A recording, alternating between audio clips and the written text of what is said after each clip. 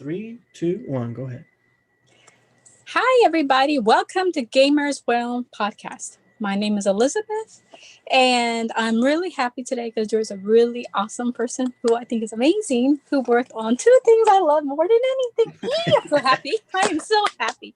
But first, I gotta be polite. I want to introduce my other friends who are helping to co-host tonight's podcast. We have Mr. Switch. Hey, what's up, guys?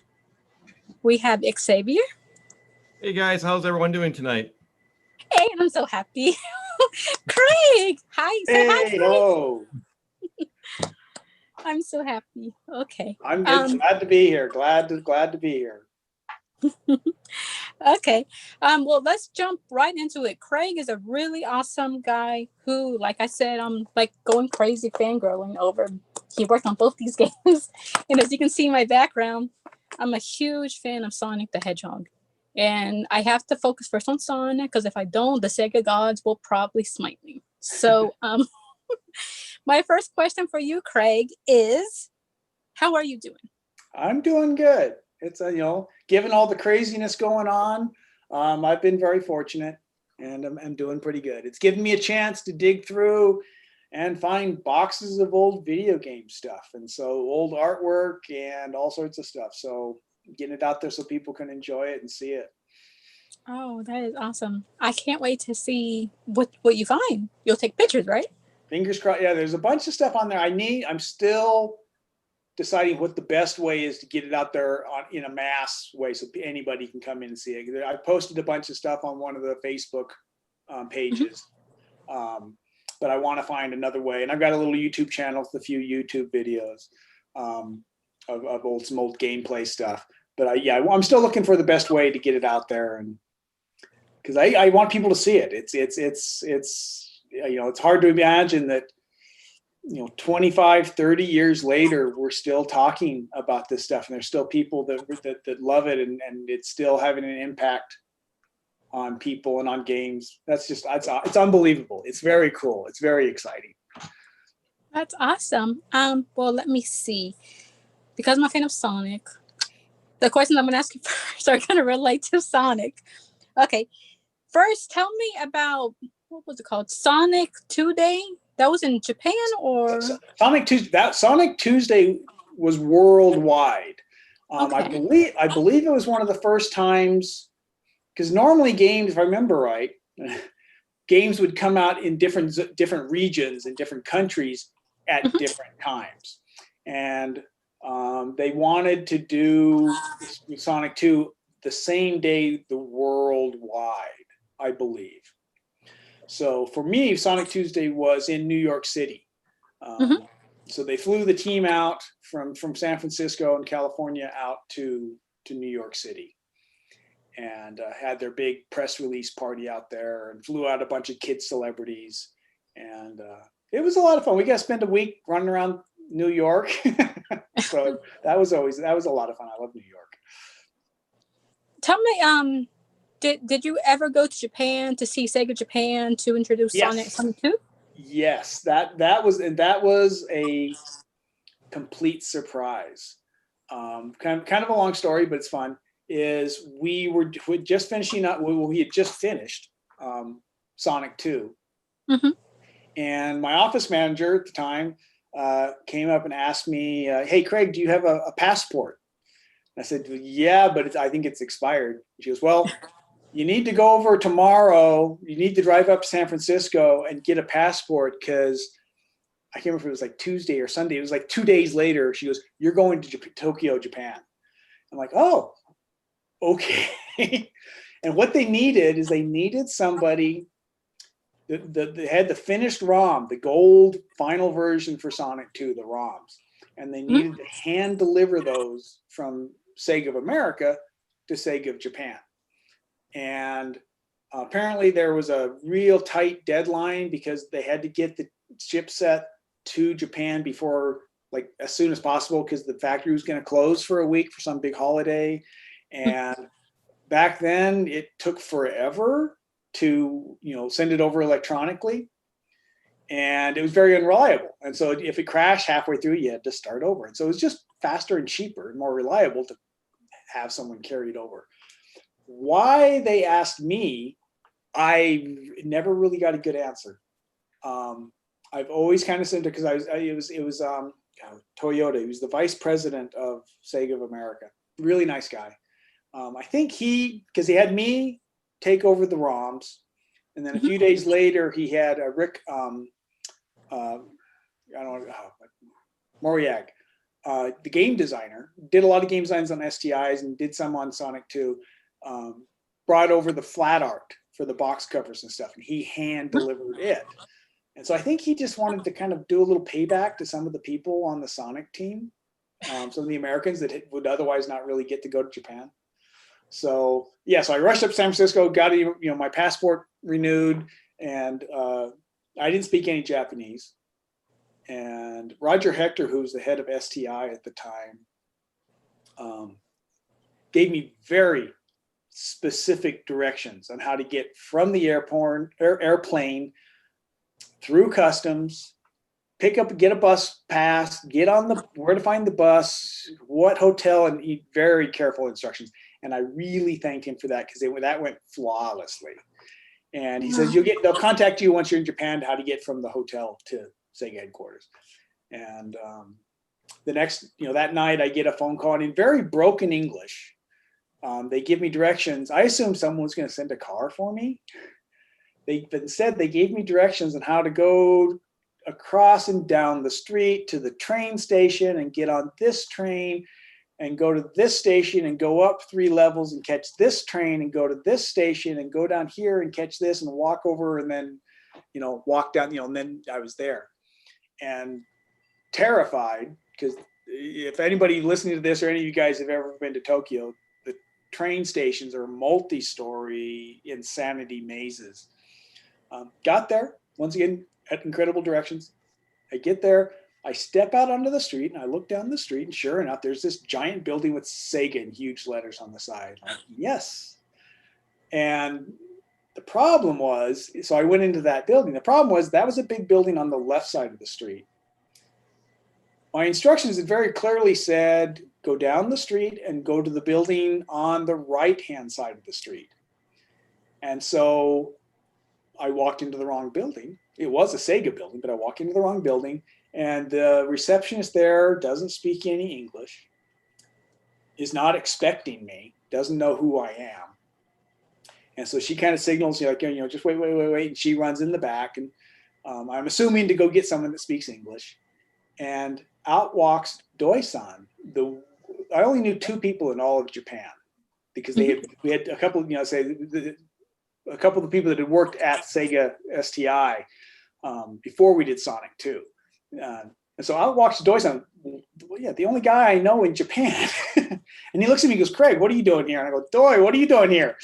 And so he got it all sorted out. He goes, oh, no, okay, yeah, you're supposed to be across the street. So he took me across the street. And I handed him, the producer over there, the chipset.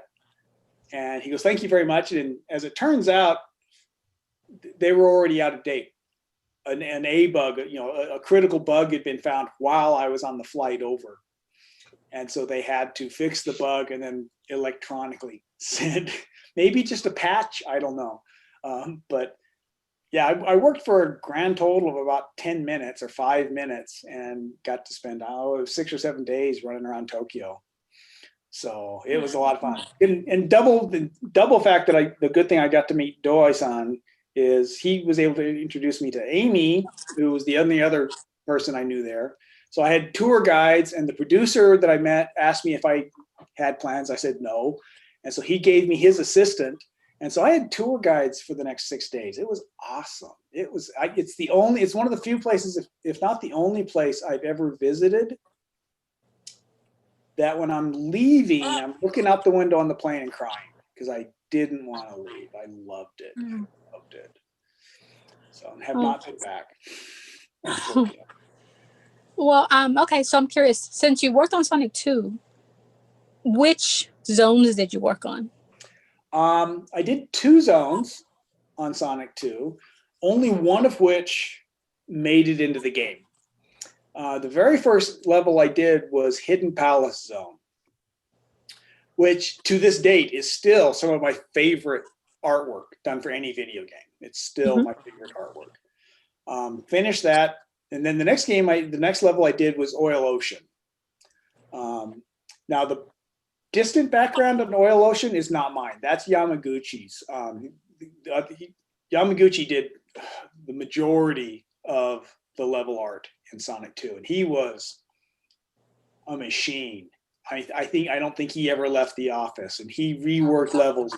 I would see levels that were gorgeous and perfect, and he would, no, not good enough, and he'd start over. Oh, wow. So they were just, his stuff is gorgeous. He killed himself, and I don't think he really needed to, because his bad stuff was better than most people's good stuff. But anyway, no one was happy with my background. I don't remember what it looked like even, but Yamaguchi did the background. But Oil Ocean's mine.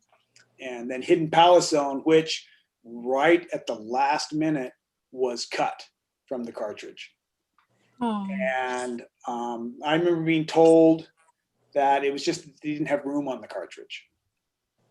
And but then a few months after the game came out, somebody hacked into the cartridge with a Game Genie.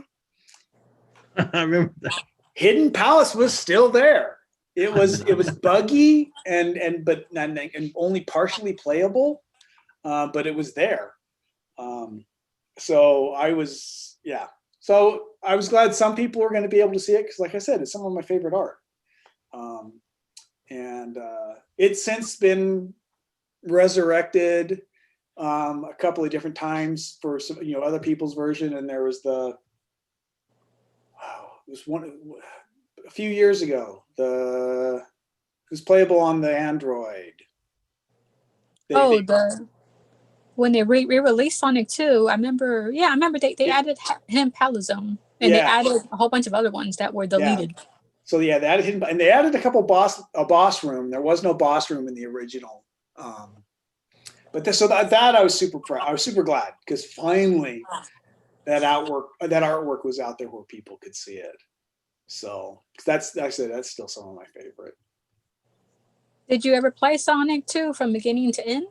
Sonic 2, I have finished every game I have worked on. I have finished, and when it mattered, finished 100%, except Comic Zone. I could never finish Comic Zone. It was just too hard. So it's sad to say it's been years since I've played Sonic, though. You gotta play again, man. Yeah. Well, did you make any designs for like the little badniks, the little robots in the game? Did you make any of those? I did not. A lot of those were Yamaguchi's. I do have one of the things that I posted up on that Facebook page was I have copies, like a half-inch stack of photocopies I've made of Yamaguchi's drawings. Oh, wow. And I still got those. They're the copies, but they exist at least. And the reasons I made those copies originally was so I could flip through them and get ideas, because I didn't do any of the characters that ended up in the game, but early on, we knew Sonic 2, there was going to be a buddy. There was going to be a player 2 character. And so the call went out, like, okay, pitch your ideas. What should Sonic's buddy be? And I pitched a little turtle, who I named Boomer or Boomy or something like that, for Sonic Boom. And the idea was, and I've got some drawings of him. I still have the sketchbook that has those sketches of him. And the idea with him was he would be kind of slow, but be really tough because he's got a shell. And his kind of power up would be Sonic. If Sonic got behind him and pushed him, he would go like supersonic, and Sonic could jump up and ride his back like a powered surfboard, and so he could ride over hazards and spikes and lava and fire. Then Yamaguchi came up with Tails, and everybody really liked Tails, so no Boomer. That would be really cute, though. It would have been complete. It would have had a huge effect on gameplay. You would have had to really done some interesting things to make to truly incorporate him in the gameplay. So there's definitely a good reason they went with Tails, and Tails, I love Tails, but it would have been fun to had a little more say, a little not a little more say, a little more input. But it's still something I was very fortunate to get one level in Sonic 2. Brenda Ross and some other people spent a year working and had everything they do cut and stuck, on the editing room floor, so to speak. And so that was miserable. That was hard. So I'm very fortunate that, Oil Ocean made it in, and Hidden Palace kind of made it in. Yeah. Oh man, that would have made fans like me cry back then, because I was like, what, 11 when I finally discovered Sonic? So yeah. So I'm curious, the other Sonic game you worked on, the game that everybody hates, and I don't know why. Why do people hate Sonic Spinball? I love it. It's a cool game. Mean, tell us about Sonic Spinball. It's Spinball. Sega wanted. Well, they thought they had to. Back then, I don't know if it's as much of an issue now. Back then, you had to get Christmas. You had to get your game on the shelves before Thanksgiving. Even though so you had to, a month before Christmas, you had to. If you missed Thanksgiving, especially in the United States, but if you didn't get your game on the shelves a month before Christmas, your sales, you could cut them in half. Didn't matter how good your game was. And so Sega knew they had to get a Sonic title out in 1993. And there was very little, they really feared they could get Sonic 3 out that fast. And so pretty quickly they spun off. Now, Sonic 2 was an American and a Japanese game. And so now, for those who don't know, the reason, Sonic 1 was done in Japan, but for those who don't know, Sonic 2 was done here in the United States. And the reason for that is Sega Technical Institute, STI, the group I was with at Sega. One of their kind of mission statements was going to be that they were going to bring Japanese over to America to learn kind of the American mentality behind games. And we were going to send some Americans to Japan so the Americans could learn the Japanese mentality behind making games. We had a lot of Japanese come this direction. We never had any Americans go over to Japan, unfortunately, to work. So after the first Sonic was finished, Yasuhara, the lead designer on it, came to the US to work at STI. I'm not sure what Sega was thinking, if they didn't occur to them that we're going to want a Sonic 2. At the same time, Yuji Naka, the lead programmer for Sonic, quit. He was always fighting with Sega. And his go-to anytime he didn't get anything he liked was, I quit. So he literally quit. And fortunately, Mark Cerny, who was at the head of STI, was friends with Naka. Mark had worked in Japan for years, or for a few years. So anyway, and so he talked Naka into coming to STI and said, well, you're not really working for Sega, you're working with me, and I'll insulate you from Sega. And here's a huge bag of money. You take it. I've heard different amounts, anywhere between $500,000 and $2 million cash for Naka to come back to Sega to do Sonic 2. Oh, wow. And so we had, in America, we had Yasuhara and Naka. So Sega really didn't have any choice but to do it here. And I think Tom Kalansky, the CEO of Sega America, was really pushing to do it here as well. He really wanted that. So good for him too. And so that's how it ended up being done here. Now, so the Sonic 2 team was half American and half Japanese. Art, programming, design, all of it. From Sonic 3, Naka did the whole do it my way or I quit routine.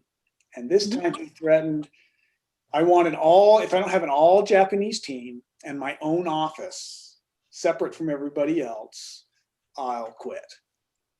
And so he got an all Japanese team, and he got his own office across the hall with separate door keys. And apparently he didn't like speaking English, and he didn't like working with Americans. Oh, Um, it's crazy. so that's how Sonic 3 and Sonic and Knuckles was done in the States as well. And so there were the few of us that had worked on Sonic 2, then at some point very shortly thereafter started doing Spinball. And people really liked the casino levels in Sonic, so somebody had the idea of, hey, let's just do a whole game that's pinball. That one again, and once again, Brenda Ross, she just really got the short end on everything. There's supposed to be 5 levels, I think, in the original Spinball design. There was a water level, because the opening scenes, there's a plane flying towards this island. So the opening levels, you go through a cave and it's water, and you do Brenda's level, and then I was going to do the second level, which are these toxic pools, and then on up. And pretty far in, because I know I was almost done with my art, the first level got cut. I'm not sure why, but probably didn't have time to finish programming it. And so Brenda, who got all of her work cut from Sonic 2, had her artwork cut again. And I had to make a bunch of changes to the bottom half of my art so that now it was toxic, and the top half was water, and the bottom half was water, and the top half was ooze. Oh wow! Toxic caves. Toxic caves, and so that's what I did on that level was the first level. If you pull up that art and can compare it to the artwork from Hidden Palace Zone, it's the same art. I took the palace because I thought the Hidden Palace art was lost and gone. So I used that as a template and kind of rounded the corners and put bubbling slime all over it. So you can see but if you look, the big rocks and little rocks and the way they map wallpaper, it is the art from Hidden Palace. So Awesome. Wow. So you're the reason why I always threw my controller. Very angry. at which level? It was hard. Yes, this was a hard game. I mean, it was hard. I finished it, but I think I only ever finished it once, and I've never played it to finish completion again because it got hard. Yes.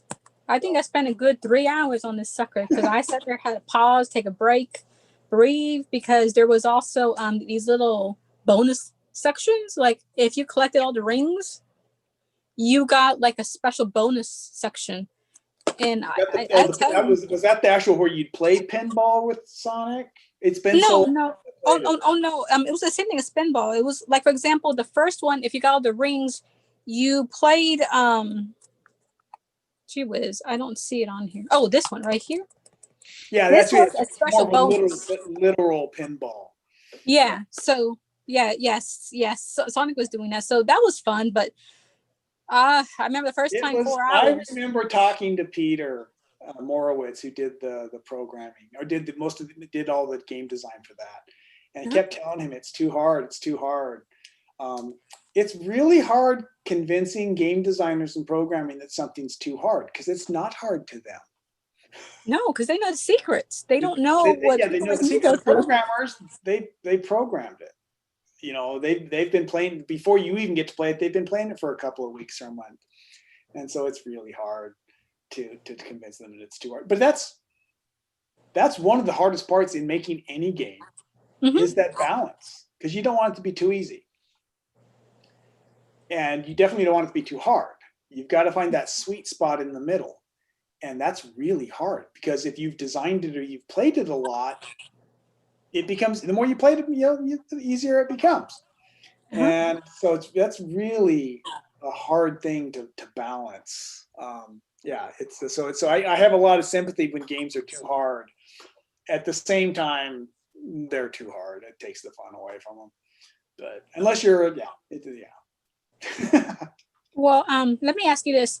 Did you ever get involved with any of the promotions that were going on with like Sonic 2 and Sonic Spinball? Because those two had like a whole bunch of promotions, especially Sonic Spinball. He had stuff everywhere. Not so much. So Sonic 2, we got to go to Japan. I mean, got to go to Tokyo, New York City. But we didn't, had very little. That, once marketing there's very little that's. If you talk to, I'm guessing this is still true. If you talk to anybody in development and marketing, and they very rarely talk to each other. Oh, wow.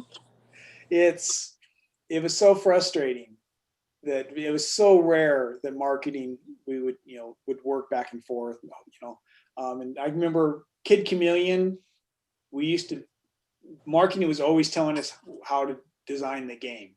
Mm-hmm. And what we should call the game and what we should do and what we should do this and do that. And it was these are people who didn't play games. They just, we know marketing. It's like, yeah. You used to sell toothpaste, literally that's the person in charge of marketing for, that would have been Sonic, was telling us what to do. And it's like, yeah, you're coming from Colgate. Yes, I know, your job. I don't know marketing, but don't tell us how to make a game. Wow. So I'm guessing that's a problem across industries, across the board. You've got the salespeople and you've got the engineers. You've got the, I'm guessing that's a universal problem. Yeah. Okay, well, let's see. I know Mr. Switch or Xavier, you probably have questions. I'm gonna let you guys ask those questions. Probably like about that purple dragon. Mr. Switch, do you want to ask about the purple dragon? That was going to be my first one. I wanted to know your experience with as a senior artist in Spyro the Dragon. What was your experience though? Spyro is near and dear to my heart. Sorry, Lizzie, and all the Sonic. It's okay. As much as I enjoyed and feel very honored and privileged to have been involved with Sonic, Spyro is near and dear to my heart. One of the big reasons is the idea that spawned Spyro was my idea. When I was at Insomniac, and I went down and joined Insomniac after leaving STI, and their first game was Disruptor on the PlayStation 1, and it was a Doom clone. It was beautiful for the time. It won all sorts of awards for best graphics and all this kind of stuff. But although the most accurate review we had of it was, I think, out of a German magazine, was the best little game you've never heard of, because Universal did almost no advertising for it. And so it only sold, 10,000 copies or something stupid small. But so anyway, so we finished Disruptor, and Ted Price, the CEO of Insomniac, says, okay, what should we do next? Everyone just kind of go take a couple weeks and come back, and we'll pitch ideas to each other. At the time, there was just 4 of us in the company. There was the 3 guys that started the company and me. I was their first employee. Mm-hmm. And so we all come back. I think Ted, if I remember right, pitched an alien invasion game. Al, the senior programmer, pitched an off-road racing game. I don't remember what Brian, the other programmer, pitched, but I pitched this game where you got to be the dragon. Because instead of fighting dragons or riding dragons, I wanted to be the dragon. And in my original pitch, you would start out as a hatchling, and you were defending your lair, but you also had to go out and gather gold and treasure, because you got your hoard and kidnap princesses and whatever. But you've also got to fight off the humans and the orcs and the other creatures that are trying to come in and steal your treasure. And as the worlds progressed, you would grow, and you would become a larger and bigger dragon, and you would eventually gain magic spells and different physical attacks until finally very Dungeons and Dragons.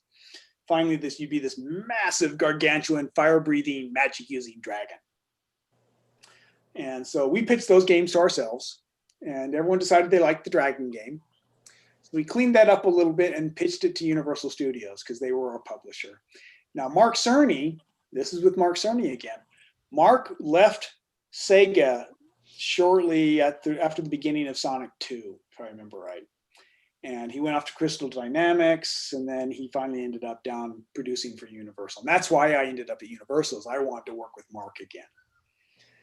And so we showed it, and Mark made 2 suggestions. And Mark's got a couple of superpowers when it comes to producing in video games. The big one is he can kind of see the future. He knows what's going to be needed down the road. And so he looked at the game. He goes, okay, this is really cool. I'll make 2 suggestions. One, keep the dragon the same age because sequels will be easier. And it's like, oh yeah, that's a good one. I hadn't even considered that one, that a sequel would be a very different game. And he said, and also make it cute, make it family friendly. And his reasoning for that was, at the time, the average age of the PlayStation user was like 17 to 22 or something.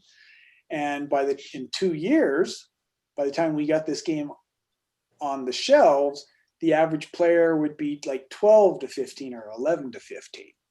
Mm-hmm.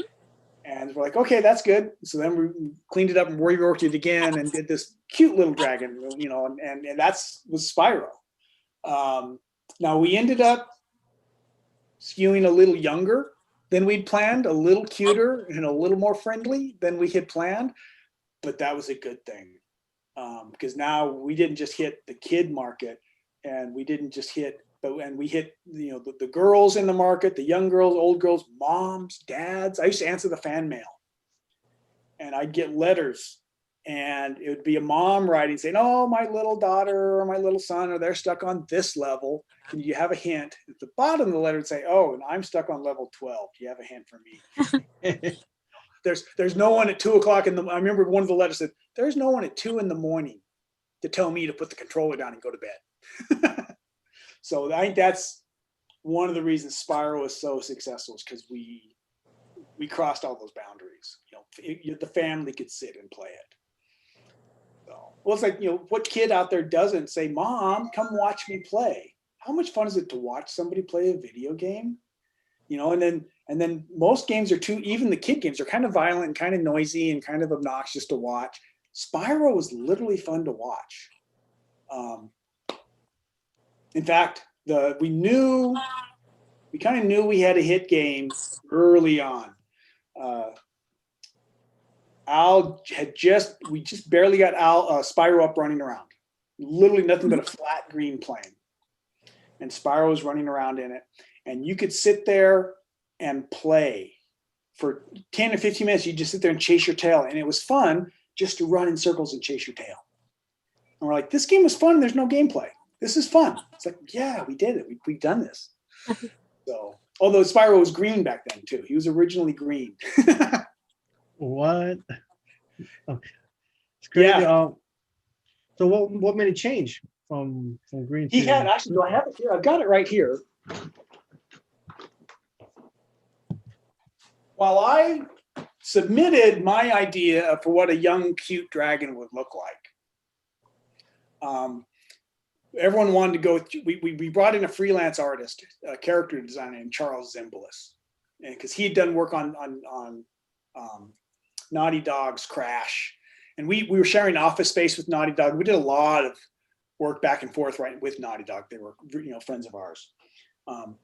So we sat down with Charles, and Charles did a series of drawings, and everyone was like, well, we like this piece of that and this piece of that, and we like this wing, but we don't like this. So I took those drawings, scanned them in, cut off pieces and scaled up the head or scaled down the head, and then taped it all together and took that back in to everybody, and they went, yes, that's Spyro. Although at the time we didn't have a name for him. We didn't have a name for him until like right at the end. So then I took that drawing and did this drawing. See if I can get here where you see it. Oh, wow. Cute. I like that. So awesome. This was a kind of a little airbrushy kind of color comp I did for Spyro, and he's green. Oh, wow. So Spyro started out green. Now I didn't actually design the character Spyro or build the model, but I did do the textures for him. And so they were green. Pretty early on, we realized two things. One, you spend a lot of time running around on grass, and the grass is typically going to be green. Okay. And also, Gex was out. Yeah. Little green reptile. Croc was out. Green reptile. And there was a third one that was too close. Maybe it was Yoji. I don't remember. So we said, okay, we got to change the color.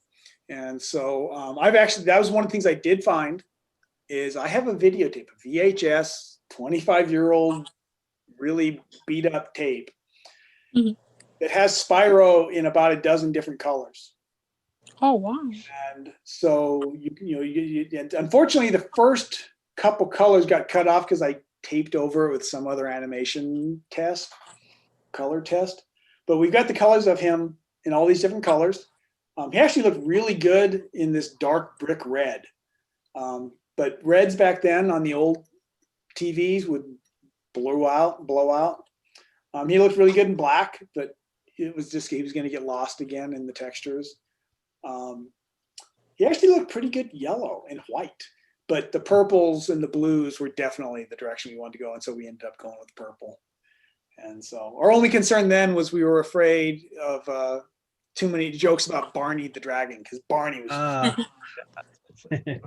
and so we only got a couple of jokes about that, and then so that's how Spyro. So Spyro. So that's why Spyro's near and dear is all the other games I've worked on. I've been very fortunate. I've done 9 games, 7 of which were multi-million sellers. So very fortunate. Sonic and Spyro and Ratchet and Clank. But if I hadn't been there, if I hadn't been at SEGA, somebody else would have done the artwork on Kid Chameleon. Somebody else would have done the artwork on Sonic. And maybe it wouldn't have been as good. Maybe it'd have been better, but it would have gotten done. Had I not been at Insomniac and pitched my little dragon concept, there would be no little purple dragon. Insomniac would have done a racing game or an alien.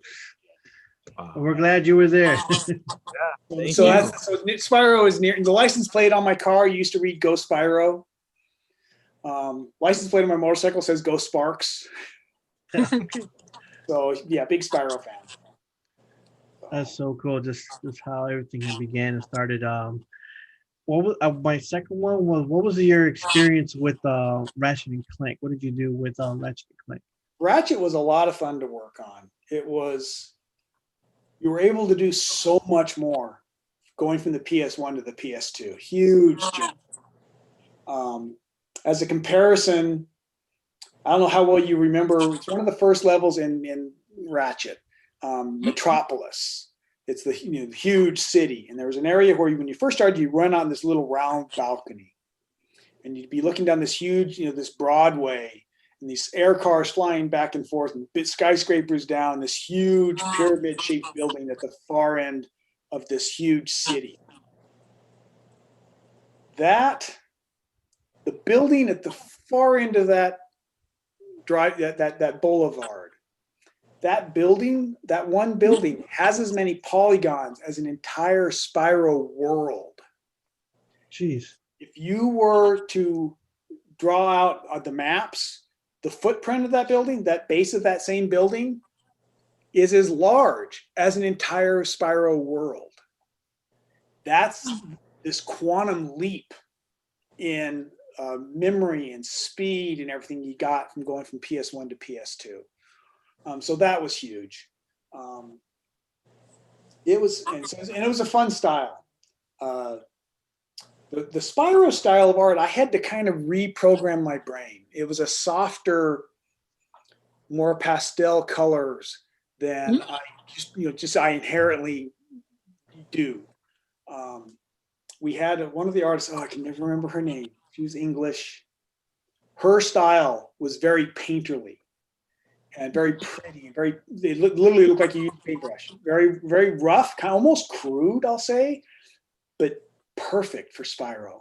And so I was always looking at her artwork and taking pieces of hers and laying it on top of mine to get that soft, artsy feel that her work had. Ratchet was more along my lines of art naturally. I didn't have anything to do, unfortunately, or fortunately, depending on how you want to look at it, with the design, the initial concept work of Ratchet. I'm not sure. I'm not even sure how and when that happened. It happened very fast. After Spyro, we did the first 3 Spyro games at Insomniac, and I really wanted to keep doing Spyro, and I was really looking forward to doing a Spyro on the PS2. But we needed to get away from Universal. Universal was our publisher, and we were physically on the Universal back lot. But Universal was very difficult to work with, and they were kind of incompetent. And so Ted really was always butting heads with them, and so he wanted to break ties. Because now, after Spyro had been successful, Sony went, yeah, no, if you want to be a first-party developer for us, yes, we'll take you in. So there was no reason financially to stay with Universal. So we left. That's why Insomniac never did any more Spyro games, is because Universal owned the property rights. And then the next game we did never really got a proper title. Initially it was I-5, and then it became Stick Girl, because it was this immense, beautiful 3-dimensional world, and this kind of sexy, cute little girl with a magical staff, and she could cast these huge magic spells and do all sorts of cool stuff. And it was the worlds. I wish I had videotape of those worlds. They were gorgeous. They were beautiful. But after about 8 months, Ted, we all decided, no, it's just not fun. It's a beautiful game. It's just no fun to play. And so it got canned, and then very quickly, Ratchet Clank came up, and the name came together really fast. Naming games is hard. It's right up there with trying to make them not too hard or not too easy. In fact, I think it may even be harder than that, is coming up with a name for something that is good. It's a good name, but passes legal. There can't be anything else named that. Spyro, like I said, we didn't have a name for Spyro till literally, like, we had to do a press release, and there was no name for Spyro yet. And so, but Ratchet, the name came together quick. The characters came together quick. It just really fell together. So yeah, what I did there was the environments and the skies. That's nothing I did in maybe a third of the worlds in Spyro are mine, but all the sky boxes, were all mine. And those were something that I hated doing because they were tedious to start with, really tedious. And then I got to enjoy them, and they got to be one of my favorite things to do. Especially on the Ratchet games, they're just some really cool ones. So, Craig, do you have something? Well, I wanted to ask Craig a question. What was your original console that you owned growing up? The first one I owned was a Coleco. So basically Pong. My neighbors had an Atari 2600. So, grew up playing, the Atari 2600. And I played a lot of arcade stuff. By the time I got into junior high school and high school, actually would have been high school. There wasn't really arcade yet in junior high. Dropped a lot of quarters on Asteroids and Galaga and in Space Invaders, Defender, Battlezone, Star Castle. Battlezone. The old vector-based games. I love vector-based games. So that's what I grew up playing.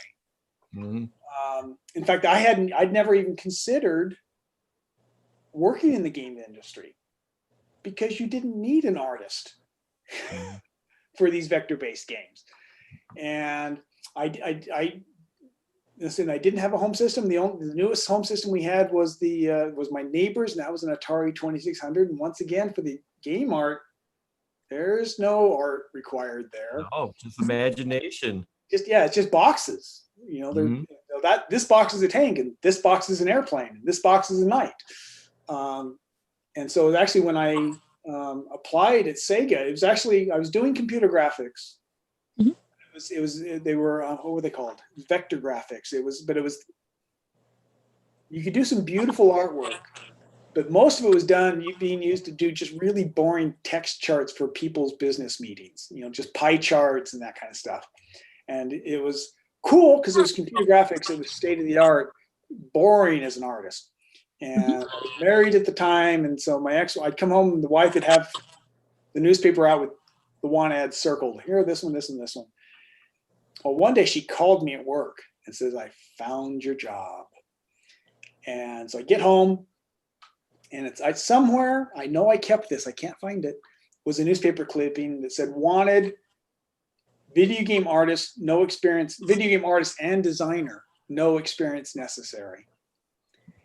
And this was Mark Cerny starting up Sega Technical Institute. And he wanted to hire people from outside the industry so he could train them his way of making games. Mhm. And so that's how and at the time I assumed it was Sega Arcade. And because I wasn't paying any attention at this point to the home systems. I knew about the NES, and I hadn't even heard of a Genesis because it was brand new. Yeah. And talked to Mark on the phone, and he says, "Oh no, this is for the Genesis. This is the home system." I went, "Oh," hung up and called my buddy. Says, "Hey, can I borrow your Nintendo?" Because I'd never even played one, and sat and played Nintendo for like the next 3 days nonstop. So that was my introduction. So the first system was a Coleco and Atari 2600. Those are the best there. That's also on my list. I want to get a 2600 and a stack of games, because that's When you get one, make sure you get a sixer. Gotta get a sixer. What's a sixer? That's the 6-button Atari. That's the most sought off one to get because they have a 4 and then they have a junior. But the sixer is the one that you brag to your friends that you own. You own a sixer. Okay. So make sure you get a sixer. I know I played. It was just some quick and easy, cheap thing that all it was the controller that had, I don't know, a dozen games or something. This would have been back early 2000s, I'm guessing. Yeah. Cool, but it didn't feel the same.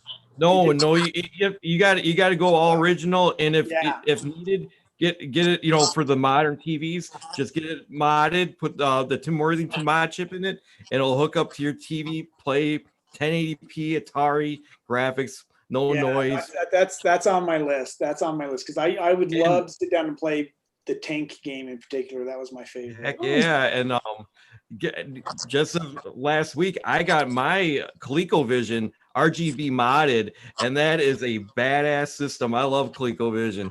Yeah, that was fun. I remember coming down Christmas morning, and that was a complete surprise. And so that was just awesome to play that. Because I remember going to the arcade. It was like the pizza place had Pong and Space Race, which was you had a little rocket ship that would fly up, and the stars would be flying back and forth, and you had to fly between the stars without getting hit. And yeah, that was anytime we were going to pizza, it's like, oh cool, we get to play Space Race. And save up all your coins. So yeah, those were the days. Those were the days. You look at these games now, and I like Spyro Reignited. I really have to hand it to Toys R Bob. It's beautiful. They really did a good job. Once again, I haven't played it. I've seen it played because the newest system I have is a PS2, and it's in a box.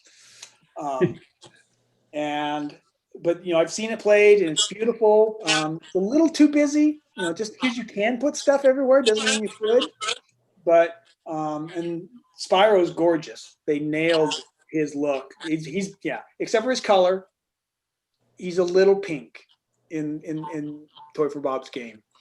And I can say that, and it's more than opinion because I'm the one that did Spyro's colors. Let's get it I back. actually wrote Toys for Bob when I saw the trailers on Ford. It's like, hey, it's beautiful, awesome. He's very pink. He's kind of fuchsia. Spyro's I'll not. check that out.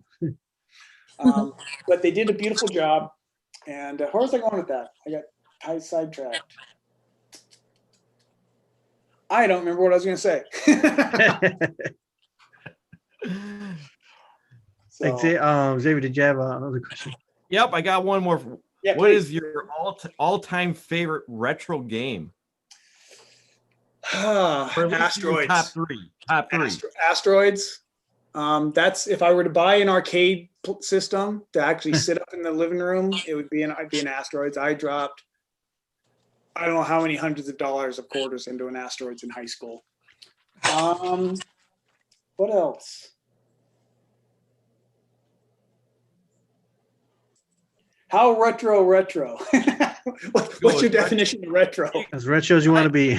Yeah, retro as you want to be. We can go PlayStation 1, maybe PlayStation 2 now since 20 years old. Well, see, that's why I said PlayStation 2 is now considered retro. Yeah, you hit 20, you're retro now. But I'm trying to think, pre-Genesis, the old arcade games. Or I'm trying to think even the early Herzog Zwei. Yes. Herzog Zwei. That one right along there is making me really hope I can find my Genesis and my cartridges because that one I loved. I got a little story about that game. Me and my brother, when we played, we put a piece of cardboard right in the middle. I was just going to say the same thing. We put cardboard down the middle. Yeah. Like, cheating. Yeah. Oh my God. Me and my brother, we would play that game for hours. We'd have our bases so souped up. That was, you couldn't get in. And it was like I swear to God, we'd play for 2 hours every time. Because it was simple enough and yet complex enough. You get in, because then was it StarCraft and some of these other computer-based games that were very similar gameplay. I tried to play with my son. It was just, I couldn't get my head. It was too much. Where Herzog was just complicated enough that it wasn't. There was planning and strategy, and so yeah. So Herzog, other favorite ones.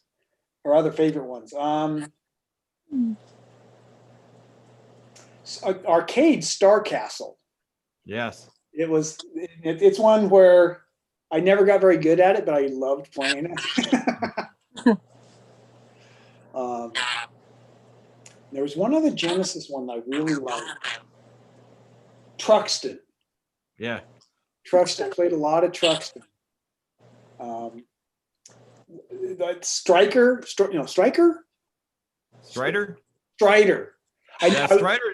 Strider is like one of my favorites, and I own that for like every platform for the TurboGrafx, for the Amiga, Atari ST, Genesis, even the Nintendo version. I love Strider. That is like one of my favorites.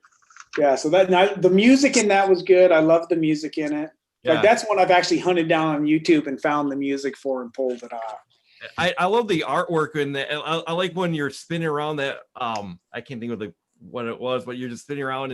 It's so fast. Cloud something. Yeah, yes. I think that was my favorite piece of music too. Mm-hmm.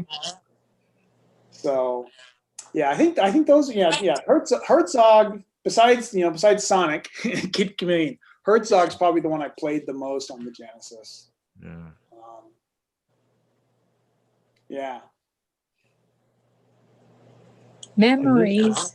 You got to find that Genesis. You got to find it. I say all my signed games. I'd say it's not all my Genesis and my PS, all my PlayStation, all my signed games are in a box somewhere.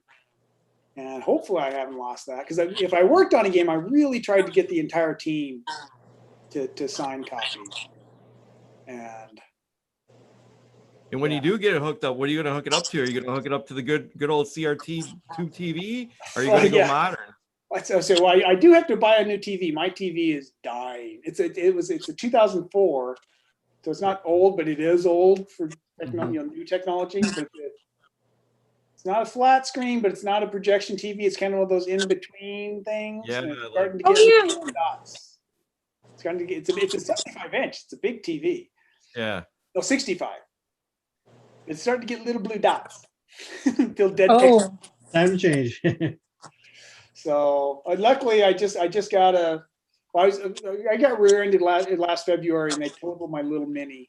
Dang. And just as of today, I got my payment check for that. So we're going to go out next week and buy me a new TV. yay! Awesome. So, and buy my girlfriend a car. At least put a down payment on a car so she can afford to buy a car. That'll help. So Yeah, there you go. I was trying to figure out, I was like, I can't afford a new TV, especially right now. Because I'm not making any extra money because the kid space isn't, and so it's like, oh, okay, well, we're out to just live with the TV. It's not so bad. It's still a nice TV. And this check came through. I'm like, yes. What else? What else can I buy? Oh, you should buy one of those arcade one-ups, man. You should do that. Yeah, those are nice.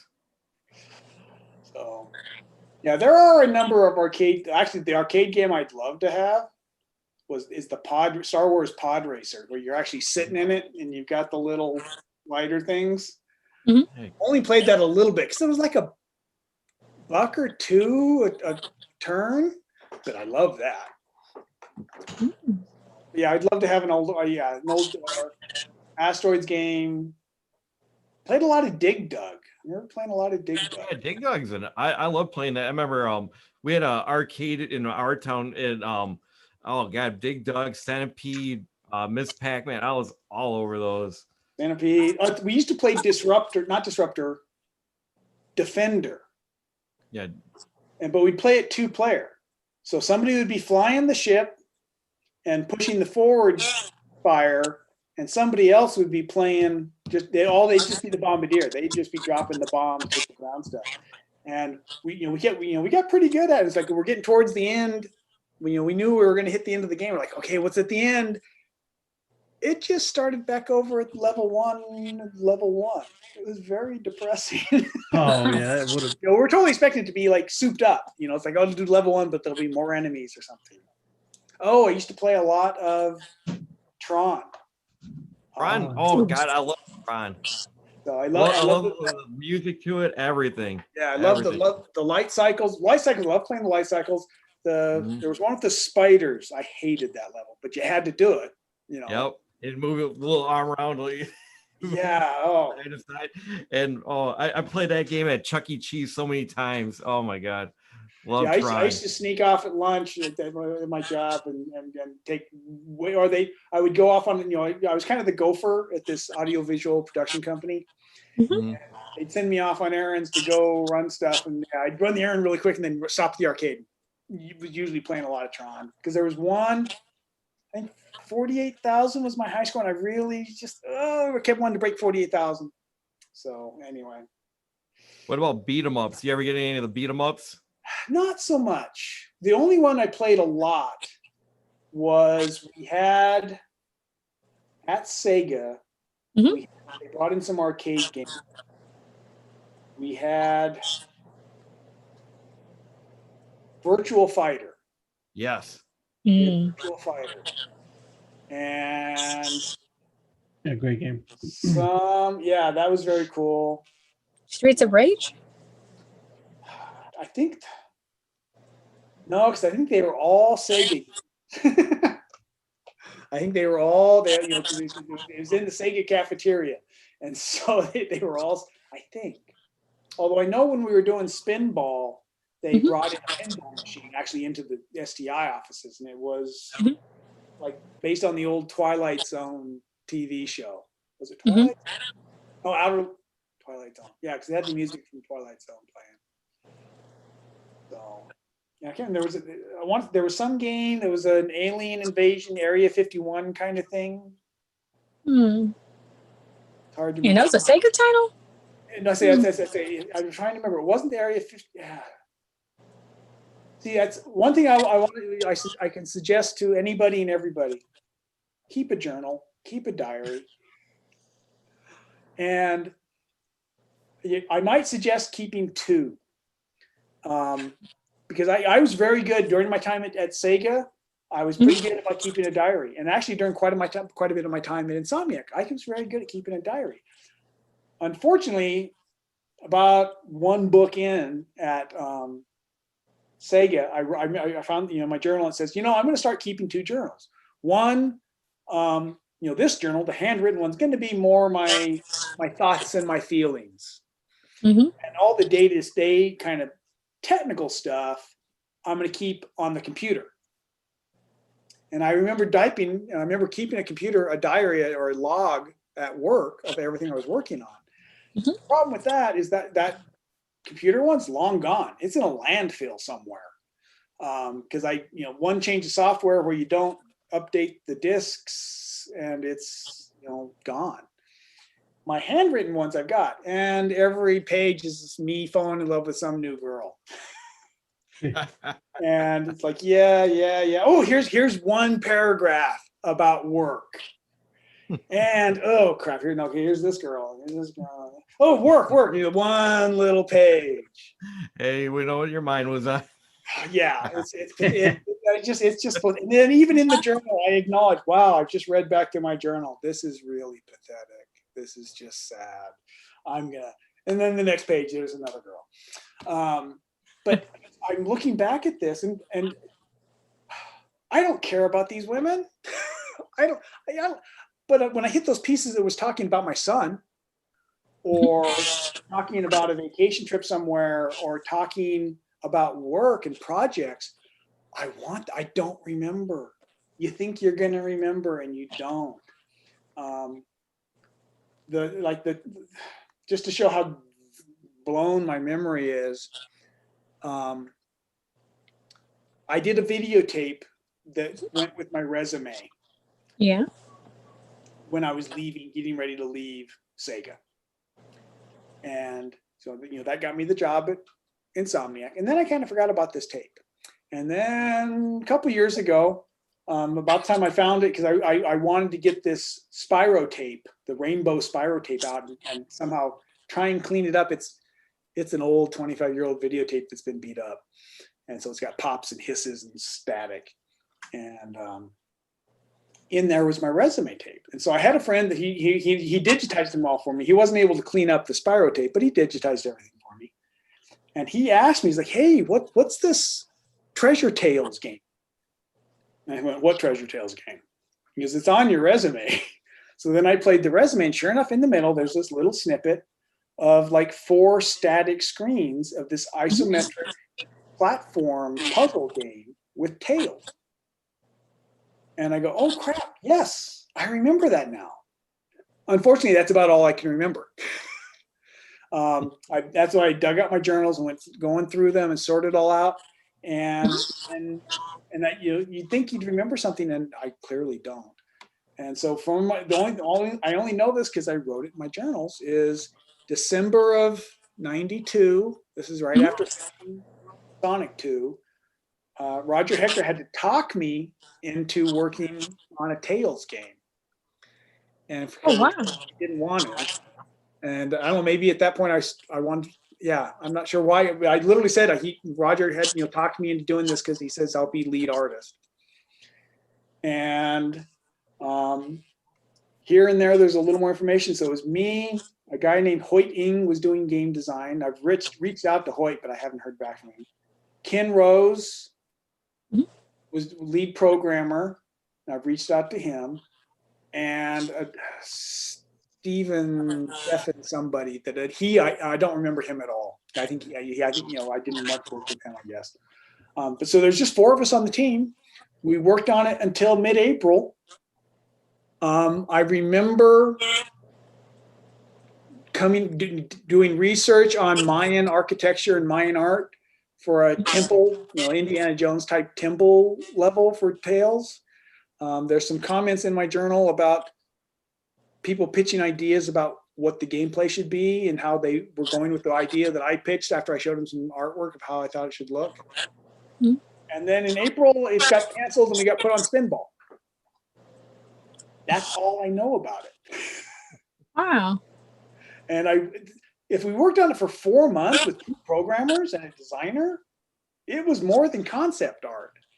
So somewhere out there, there's probably a playable ROM, or there was. It's been 20 years, so maybe not.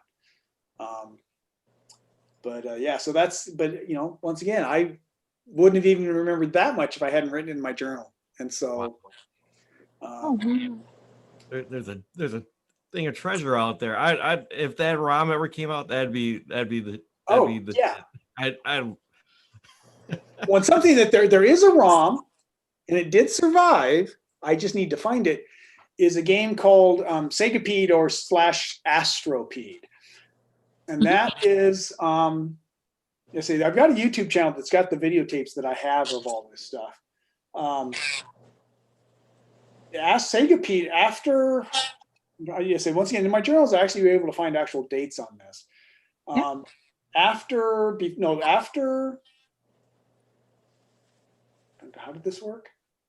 After Treasure Tale, I teamed up with another guy, and we pitched a game called Spellcaster that was going to be a magic using combat game. Mm-hmm. And pitched that to Sega, and they didn't want it.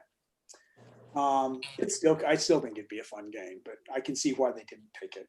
And then I went off on my own and pulled together this idea of a character, the game that would take place in the Sonic universe. There's going to be a little character named Zip, and he was going to be microscopic. He's going to be a nanite, and he was going to be a centipede, and so that he'd have his little body, and he'd be instead of legs, he'd just have a single wheel, single ball bearing, as you know, to unicycle style.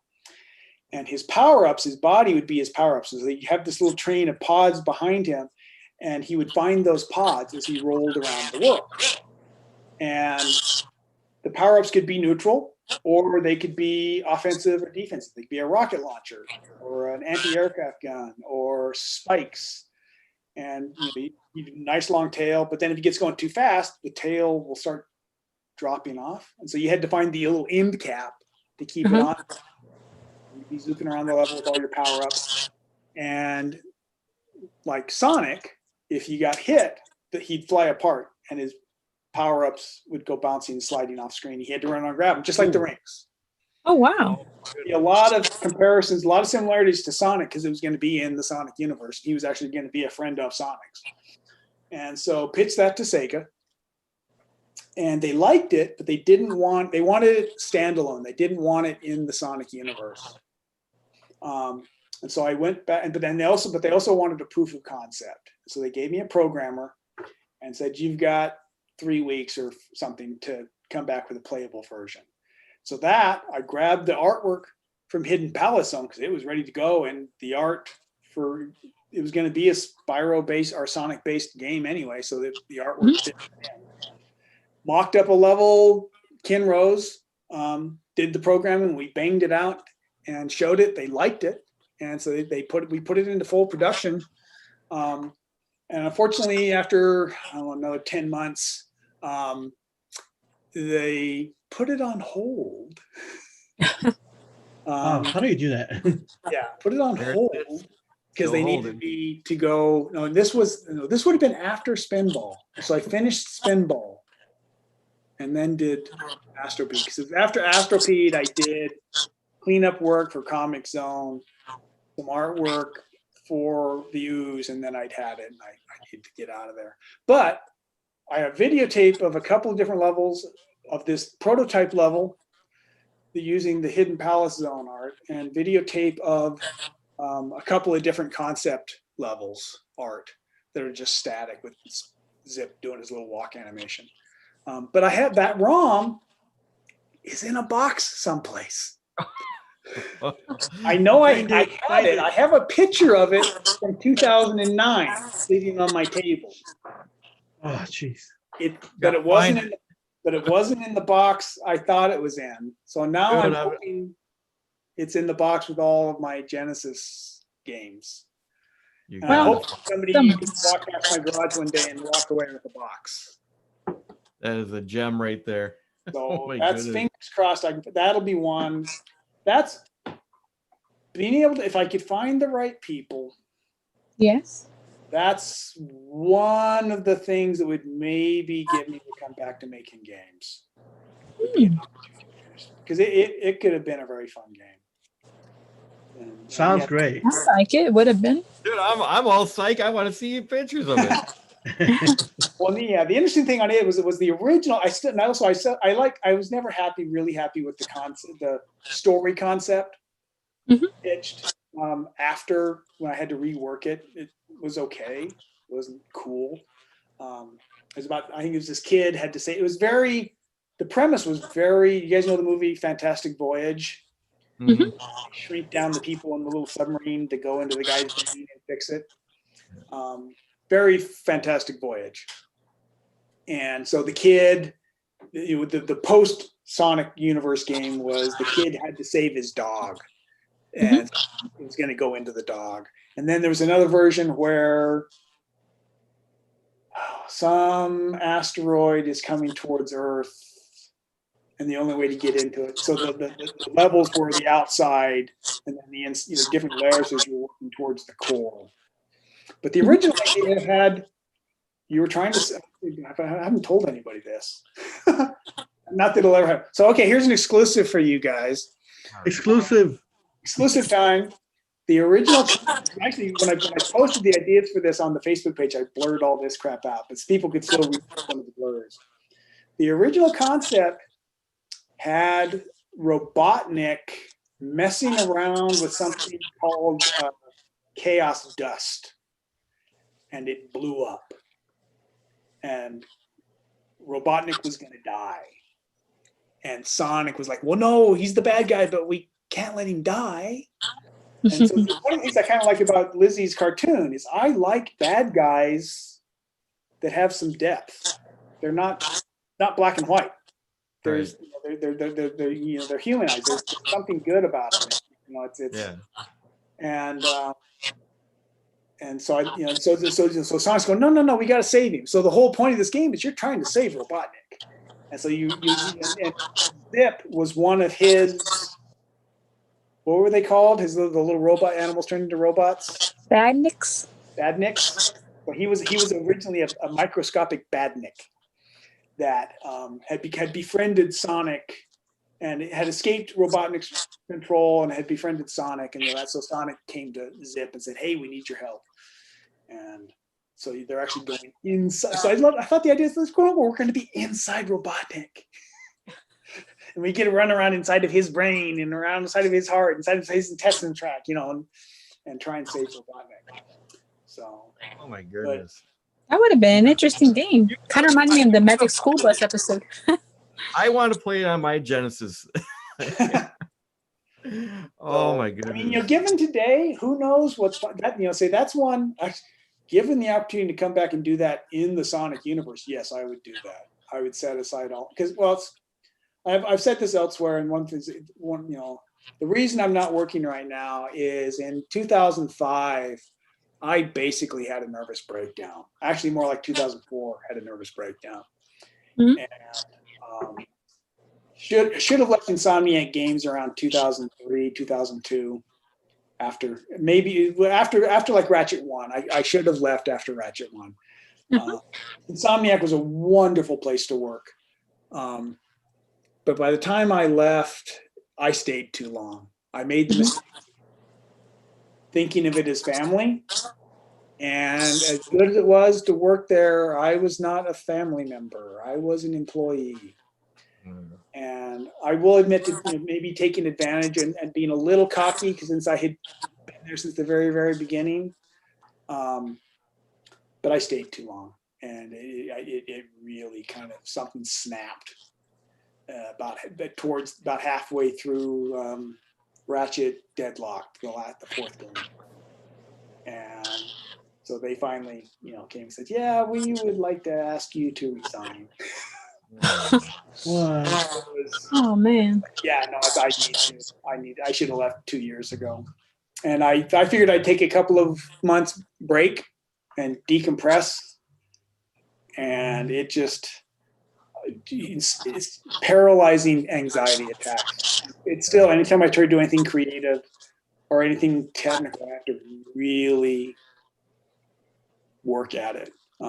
Even things I really enjoy, building Legos. I have to not get stressed out. Seriously, how do you get stressed out building Legos? And yet I can.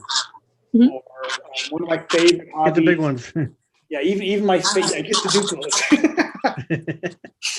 One of my favorite hobbies right now is collecting firearms, building firearms, target shooting, and it's very stressful. Especially you add the politics on top of it, but just mechanically, I love it. But I've got a couple of projects I really need to tear a gun apart and fix some stuff and put it back together. And I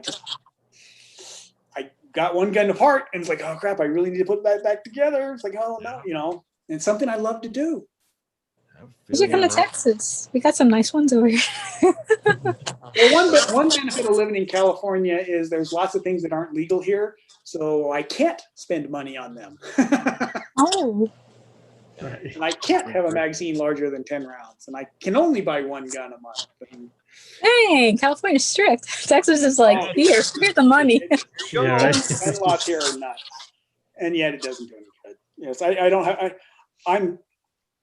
I tend to piss off anti-gun people and pro-gun people because we do need gun laws.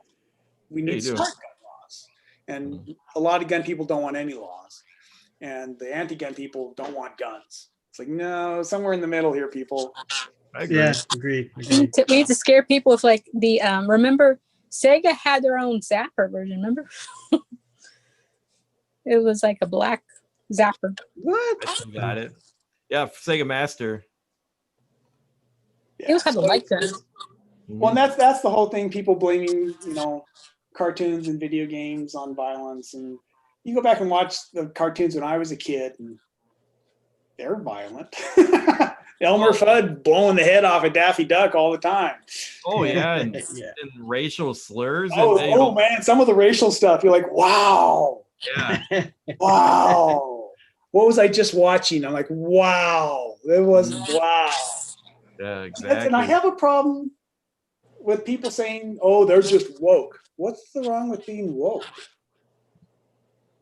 So because I'm aware that everybody should have rights is a bad thing. I'm woke because I shouldn't make nigger jokes. I should. That's woke. Okay, that's good. I'm woke. Mm-hmm. Well, yeah. What was the I was just watching on TV or just watching on? It was like, whoa, like man, I cannot believe they. But I remember watching it as a kid and not even thinking about it. I say that, and you did know is something off. It was funny, but funny in the wrong way. Even in the 90s, I was watching stuff and I'm like, oh my goodness, I can't believe they said that. And it's happily ever after the bunny in that he would some of the stuff he would say, it was I was like, oh my goodness, they could not get away with that today. Yeah, it's and there's people. I mean, this cancel culture is getting a little out of hand, but at the same time, this stuff, you don't get decide necessarily what is offensive. It's the person who's offended gets to decide what's offensive. Yeah, I remember the old Sonic Says cartoons. I like to laugh at this one where Sonic talks about don't get in car with strangers, and today we're like, well, we ride Lyft and we ride Uber, so we don't care. Yeah, I try to be careful what I'm saying. It's just I used to just be very vocal on any platform, whether it's Facebook or whatever. But when I just stopped for a while, because if I said something very mild, people would just go crazy. Then I'm having a battle for a while. Everyone's talking, oh, well, I'm gonna find you. I was like, man, forget it. Done. It's just like we got to be super careful, Yeah. So it has gone too far in some ways, but it's balance. Compromise is a good thing. Balance is a good thing. And like Star Wars, balance. There is no black, there is no white, everything is gray. And we need that balance. I think that's something we're losing in this country right now. And regardless of which side you're on, it's the sides. Mm-hmm. You know, I can remember not that long ago, I could have a very intense conversation with somebody because we disagreed, but it was a conversation. It was a difference of opinions. It's vitriol now. And Yeah. you know, Do I feel a book coming on, Craig? Yeah, you I would would write an buy it. I awesome would book. buy it. Mm-hmm. Just thoughts and views of the everyone's world. after me to write a book or do this and this. And then all of a sudden, I suddenly stopped posting stuff on Facebook. It's not because I didn't want to post stuff. I ran out of stuff. Those ideas will pop up. Lately, I want it's you to just find that game. That's what I want. I really want to see that your game. Yeah, the Astropede game, that one hurt. That was the primary reason. Well, I needed to leave Sega when I did, regardless. But that was the last straw. Because it was really frustrating. And well, it was starved for resources from the get go. It had me and one programmer. Ken Rose was programming. Although no, they fired him. Woo. Very shortly after we started, because they wanted him to commit that he wouldn't quit, because they knew he wasn't happy. And he says, well, no, I can't guarantee I'm going to work here the next 2 years. And so they fired him. Wow. jeez. And so we had, the artist they hired was very talented, fine artist, but she'd never done computer graphics before. And well, she'd done a little bit, but like technical drawings, and very talented, but I'm much more sympathetic now because she had severe anxiety issues. And there were a number of days where she would call and say, I just can't come into work today. And I didn't understand at the time. And I do now. I know exactly what she was feeling. But the job wasn't a good fit for her, not anxiety wise, just art wise. And then our art director, Duncan was his last name. Can't think of his first name. Hired a guy named Alex. I just looked up these names. Alex, it's a Spanish name. He did the artwork for a lot of the original Tarzan comic books. Oh, so wow. His work was gorgeous. It was like classic 50s, 60s Tarzan, Frank Frazetta Boris kind of drawings. They were gorgeous. Had never even turned on a computer as far as I could tell. And so he was working split with me, and I think another game that never got finished, Spinny and Spike, another Genesis title that never got finished. Oh, wow. Nice guy, beautiful artwork, but I needed competent artists that I could just say, here, go. And never really got, a couple of bad programmers, so it never got off the ground. It never got the support it needed. But yeah, I would love to go back. I would find the right medication. we look forward to seeing you go back. We're gonna root you on and sit behind you 100%. So, well, definitely. I mean, you definitely have a lot to offer, and you've been talking to us of so many awesome things. I mean, way beyond Sonic, way beyond Spyro. Everything has I've been so very awesome. fortunate. I've been in the right place at the right time a lot of times. It's been awesome. That's good. Awesome. Well, let me ask, because we're gonna go ahead and wrap up. Mr. Switch or Xavier, do y'all have any other questions y'all want to ask? Go ahead, Xavier. I'm good. I'm just, like I said, I'm obsessed with his ROMs that he has laying around. I want to see them. I want to see them really bad. I think if you do a search for Go Spyro, Gospyro, Go Spyro on YouTube, I think that'll take you my YouTube channel, for what little it is, should pop up. And there's my videos of the Treasure Tales stuff and this Astropede, Segapede game videos are on there. And the Spyro, Rainbow Spyro's on there. There's pictures of me shooting on there. There's other fun things. I've got some Stormtrooper outfits, like movie quality armor. And I love, there's videos on there, me there and a friend at Kid Space, the museum I work at, marching around with a young 6-year-old Darth Vader. That was just best day of my life. That was so much fun that day. That was my biggest disappointment, this whole COVID shutdown thing, was Kid Space.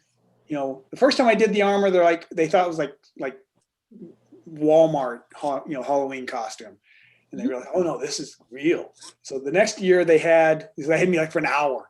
Next year they had me in the afternoon. The next year they had me for the whole day. This year they had a whole 3-day May the 4th thing planned. It's gonna be 3 full days of getting to play in my armor. Got canceled. So maybe next year. But yeah, that's all. So that should be Go Spyro is the name of the channel. So what's the name of it? Go Spyro? Go Spyro, GOSPYR. Or it's Spyro with like Go, G-O in front of it. Oh, kind of like Go Pokemon, right? Yeah.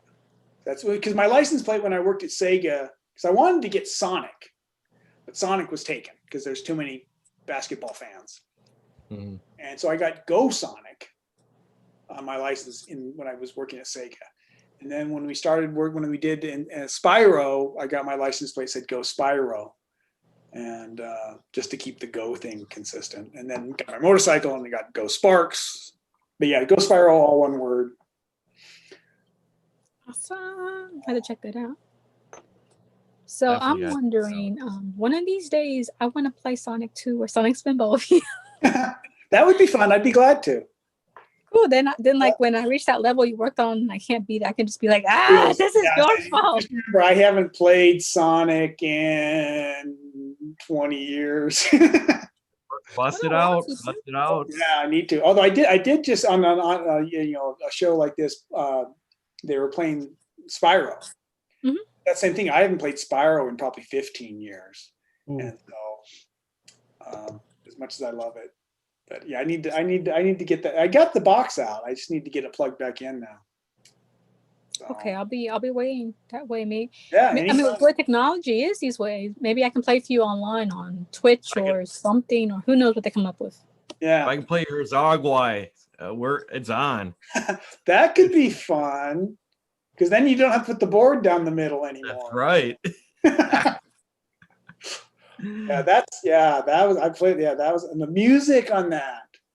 That's great music. Dude, I bought those Sega official speakers, and I had that plugged in just to hear that beginning intro to that game, to hear that go from one speaker to the other. I was like, wow, this is so cool. I don't even know where that box. Yeah, see, it's there's one shelf that I'm having a hard time getting to because my motorcycle that's dead is part my driveway's too steep. So if I back the motorcycle out, I got to have help to get it back in. Oh, man. So those special boxes are probably in the corner somewhere where you least expect them. Yeah, and mislabeled.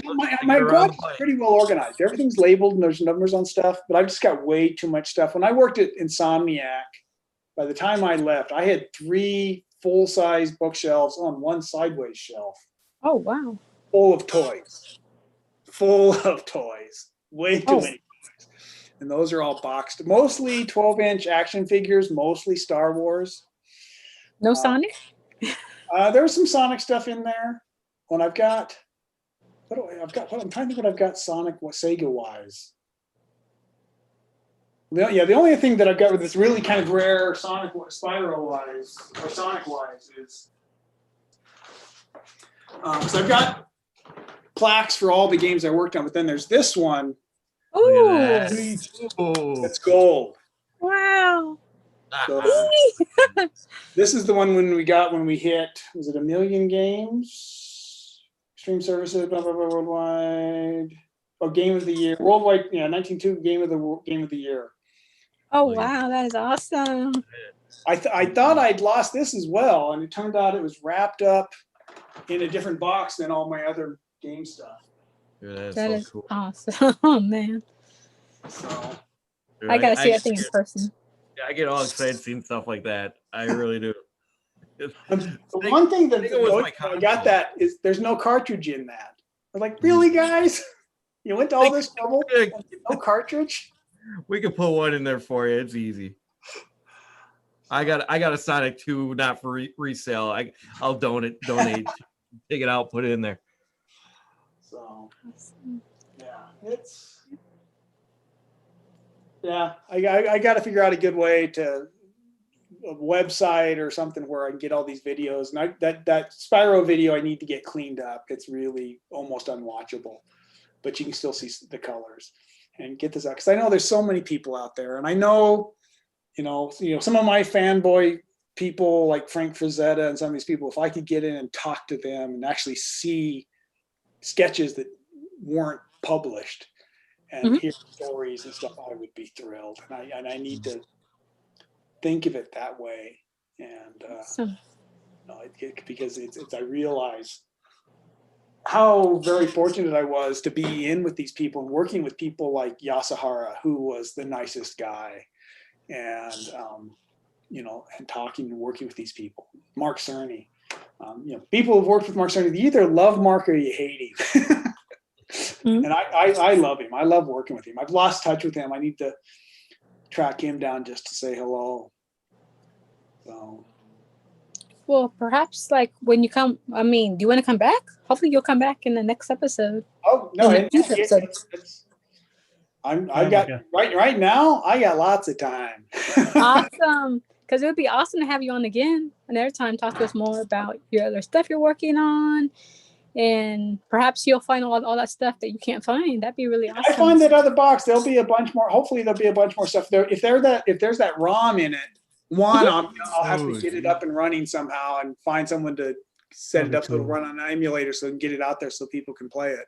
That what's his name? I know someone you could talk to. Well, we'll talk after the show. Yeah. But it's. Liz, did you have anything to close out? No.